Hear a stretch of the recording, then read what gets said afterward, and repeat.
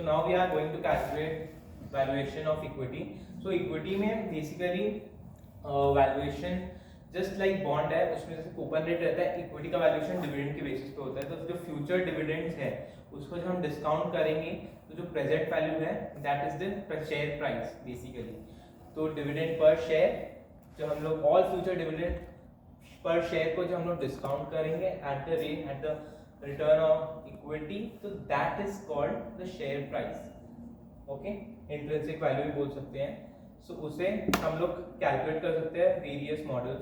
One stage model जहाँ पे कोई ग्रोथ नहीं है, वन स्टेज मॉडल का first of all single period valuation model भी बोलते हैं. तो यहाँ पे प्राइस होगा D1. D1 क्या है? D मतलब डिविडेंड दिस ईयर, तो D1 is dividend next year. So D1 is the dividend of next year divide by 1 plus R. R is the return on equity. तो वो एक डिस्काउंटिंग फैक्टर की तरह यहाँ पे कैलकुलेट करना है जब भी करेंगे. और D1 by 1 plus R next year का डिविडेंड जब हम लोग डिस्काउंट करेंगे दैट इज आज का शेयर प्राइस. एंड उसके बाद जो नेक्स्ट ईयर का प्राइस रहेगा, या तो आप यहाँ पे भी प्लस कर सकते हो या तो अलग से भी आप लिख सकते हो, एक ही बात है, 1 प्लस R. तो बेसिकली डिविडेंड नेक्स्ट ईयर का plus price of next year discounted at 1 plus at R basically. तो D1 plus D1 by 1 plus R plus P1 by 1 plus R, और D1 प्लस P1 भी लिख सकते हो, एक ही बात है. तो this is single stage model. Now coming to multi period model, जहाँ पे भी जैसे बॉन्ड में ऐसे होता है डिविडेंड, जैसे बॉन्ड में एक एन्युटी फैक्टर एन्युटी रहता है, डिविडेंड में अलग अलग डिविडेंड्स आएंगे every year. So that will be year 1 पे, ईयर 2 पे, ईयर 3 पे अलग अलग, जैसे ईयर 1, ईयर 2, ईयर 3, मतलब सपोज डिफरेंट डिविडेंड्स है 20, 30, 50 एंड प्लस जो शेयर प्राइस होगा वहाँ पे फेस वैल्यू होता था बॉन्ड में, यहाँ पे शेयर प्राइस जो है eight the end of year 3 वो यहाँ पे आएगा एंड उसे हम लोग डिस्काउंट करेंगे at the return on equity. एकदम सेम है बॉन्ड की तरह, नो चेंज. तो this is multi stage model और मल्टी पीरियड मॉडल. एंड अगर कोई ग्रोथ ही नहीं है शेयर में, मतलब जीरो ग्रोथ, तो जीरो ग्रोथ में क्या होता है? D by R. तो दिस इज फॉर्मुलाइजेशन, एकदम कुछ भी ग्रोथ नहीं है कंपनी में, तो D by R is the formula.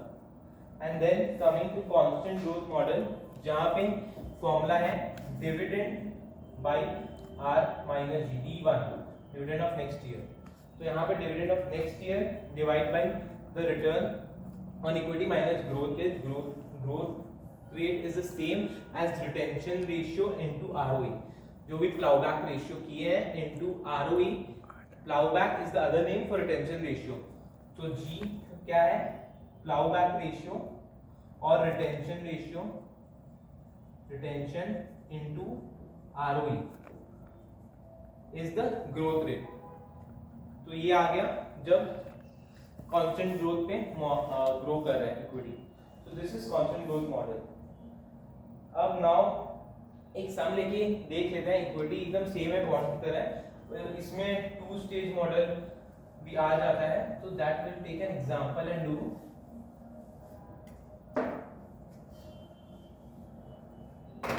So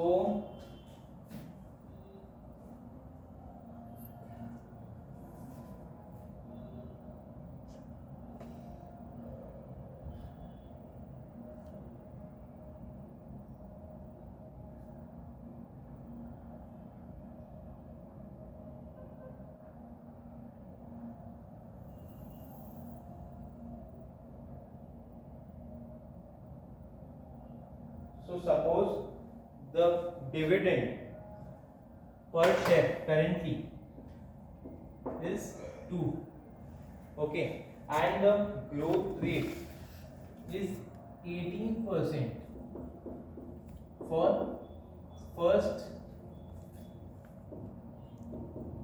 6 years. Dividend 18% है for first 6 years. Growth rate 18% for first 6 years, and then the growth rate will fall and stabilize at 12%. तो growth rate 6 साल के बाद 12% हो जाएगी, ठीक है। और return on equity means rate of return R basically it's 16%, मतलब ये डिस्काउंटिंग फैक्टर वाला है, ठीक है। अब यहाँ पे हम लोग को ढूंढना है intrinsic value of the share. अब इसमें कैसे होएगा? फर्स्ट ऑफ ऑल एक तो हम लोग का पहले 6 साल के लिए वैल्यूएशन करना पड़ेगा for every year, and then after 6th year जो कांस्टेंट रेट से ग्रो करेगा एट 12%, उसमें हम लोग कांस्टेंट परपेचुइटी वाला फॉर्मूला लगाएंगे d1 by re minus g। तो और वो जो वैल्यू आएगा d1 by re minus g, d1 by r minus g बोल रहा हूँ, तो d1 by r minus g जो फॉर्मूला जो आएगा उससे वो वैल्यू कहाँ पे आएगा? वो eight the end of 6th year आएगा। उससे हम लोग को 6th ईयर से फिर 0 पे लाना पड़ेगा। ये सब तो नॉर्मल जैसे बॉन्ड की तरह डिस्काउंटिंग करते वैसे करेंगे, एंड इसको हमें फिर टान के 0।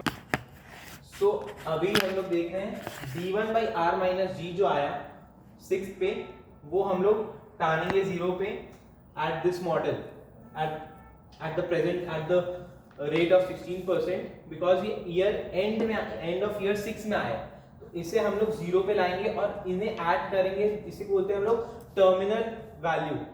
जो टर्मिनल वैल्यू आ रहा है उसको हम लोग फिर डिस्काउंट करेंगे to bring it back to year 0, and this is normal जैसे हम लोग बॉन्ड वैल्यूएशन किए वैसे किए। सो बेसिकली ये चीज था इसमें 0 to 6। तो अब लेट्स कैलकुलेट। इसका फॉर्मूला भी है, एंड अगर वो फॉर्मूला रटना चाहते हो तो वो भी रट सकते हो, एंड ये नॉर्मल लॉजिक से मैं कर रहा हूँ, इसमें हो सकता थोड़ा सा टाइम ज़्यादा लगे, पर ये इजी है, it's easy to understand and समझ में आसानी से आएगा। So first of all year 1 2 3 4 5 6 वही सेम सम है। अब कैश फ्लो और डिविडेंड कुछ भी बोलो, कैश फ्लो सपोज ग्रो कर रहा है, फर्स्ट ईयर में क्या था dividend 2, and it is growing at 18% for first 6 years. तो 2 into 1.18, 2 into 1.18 is 2.36, तो फर्स्ट ईयर 2.36, 2.36 into 1.18 ऐसे करते करते हमें आना होगा। तो ऑलरेडी कैलकुलेटेड है 2.78, एंड फिर थर्ड ईयर में आएगा 3.29, फिर 3.88, फिर 4.58 एंड देन 5.4। तो ये कैश फ्लो आया आफ्टर एवरी ईयर, बिकॉज 18% का ग्रोथ रेट है। 2% into 1.2 into 1.18, 2.36 into 1.18, 2.78 into 1.18 ऐसे करते करते हम लोग आएंगे, एंड अब इन्हें डिस्काउंट करेंगे प्रेजेंट वैल्यू एट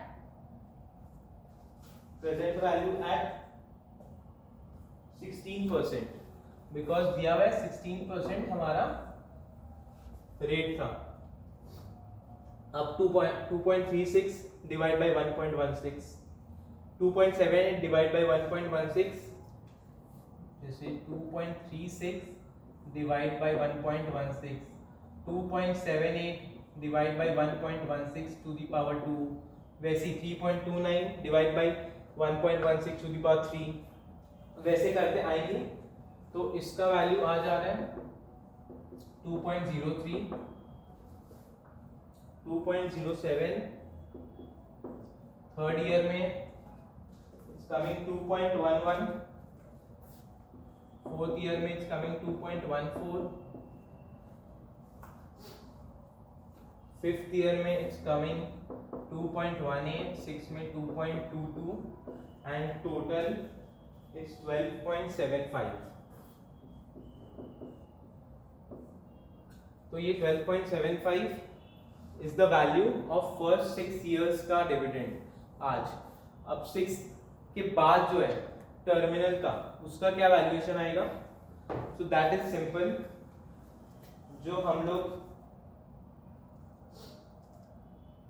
बोले थे कि आर ई माइनस जी वाला परपेचुइटी वाला मॉडल यूज करेंगे, दैट विल डू। तो यहाँ पे अभी आप लोगों का कैश फ्लो आ रहा है 5.4 एट द ईयर और at the end of year 6, and terminal का बेसिकली प्राइस ऑफ 6 बोल सकते हैं, dividend of 7 divide by 7th year divide by are minus G. ठीक है, यहाँ पे डिविडेंड क्या आएगा 7th ईयर में? 5.4 into 1.12 because it's going to be perpetual at 12%, and rate जो होगा डिस्काउंटिंग का 16, तो 0.16, and growth rate is 12, तो 0.12. so 5.4 into 1.12, 5.4 into 1.12, it's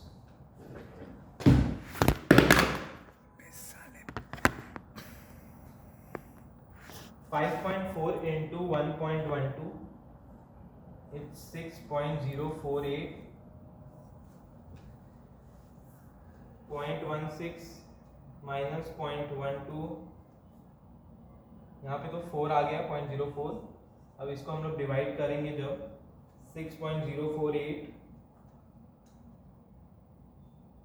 divide by 0.04, it's coming to 151.2। तो 151.2 प्लस 12.75,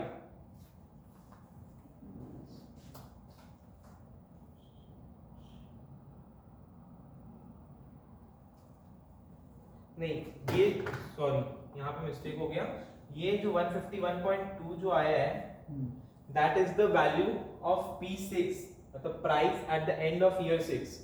5.4 जो था डिविडेंड ऑफ ईयर 6 ग्रो हो रहा है 12% पे, divide by are minus r is 16 and grow कर रहा है 12% पे, तो उस पे आया 6.0 डिवाइड बाई 0.04 जो आया 151.2। This is the price at the end of year 6। अब इसे हम लोग इसे डिस्काउंट करेंगे to bring it back to year 0। तो यहाँ पे 151.2 divide by 1.16 to the power 6 हो जाएगा। हाँ, नाउ वी कैलकुलेटेड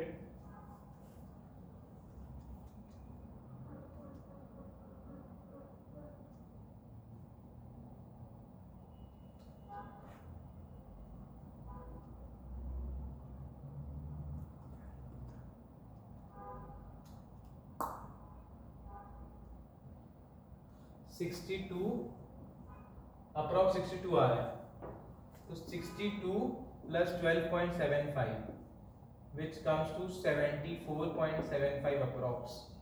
सो ये वैल्यू आएगा आपका।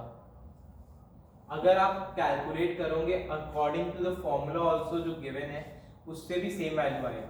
You can try this method ऐसे निकालने का, because it is easy to understand, ये भूलोगे भी नहीं एग्जाम में। तो दिस इजी वे, एंड यहाँ पे वैल्यू 74.75 आ गई है। This using logic. So terminal flow से टर्मिनल जो कैश फ्लो है 151.2, this at the end of year 6, उसे हम लोग डिस्काउंट कर देंगे to bring it back to year 0। This is the value. Okay.